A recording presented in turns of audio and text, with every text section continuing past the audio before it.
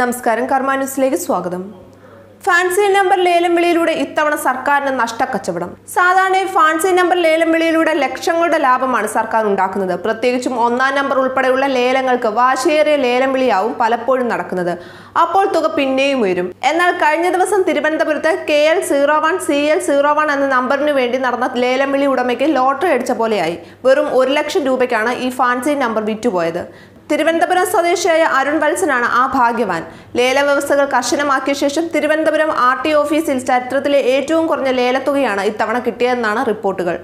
ഇതിനെ തൊട്ടു മുമ്പ് KL01 CK01 എന്ന നമ്പറിന് വേണ്ടി നടത്തിയ ലേലത്തിൽ 31 ലക്ഷം രൂപയാണ് സർക്കാരിന് ലഭിച്ചത് എന്നതാണ് ശ്രദ്ധേയം.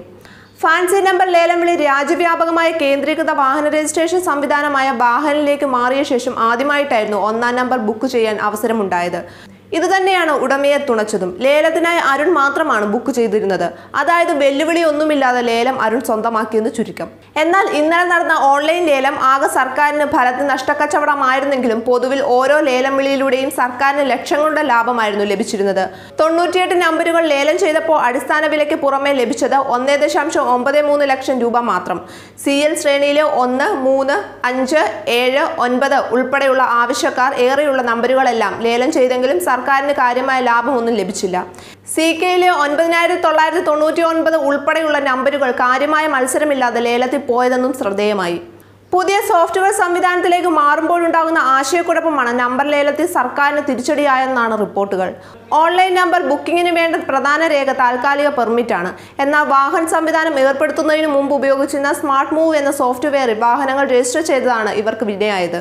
സ്മാർട്ട് മൂവിൽ വിതരണം ചെയ്ത താൽക്കാലിക പെർമിറ്റ് വാഹന സംവിധാനത്തിൽ ഈ താൽക്കാലിക പെർമിറ്റ് സ്വീകരിക്കാത്തതിനാലാണ് പലർക്കും പിന്മാറേണ്ടി വന്നത്. എന്തായാലും പുതിയ സംവിധാനം നിലവിൽ ഉടമകൾക്ക് ലാഭവും സർക്കാരിന് നഷ്ടക്കച്ചവടവും ആയിരിക്കുകയാണ്.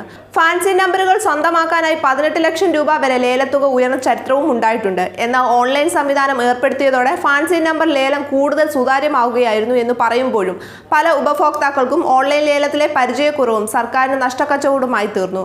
അരുൺ വത്സവൻ സ്വന്തമാക്കിയ CL01 വേണ്ടി മറ്റു ചിലർ രംഗത്തുണ്ടായിരുന്നുവെങ്കിലും അവർക്ക് നമ്പർ ബുക്ക് ചെയ്യാൻ സാധിച്ചില്ല.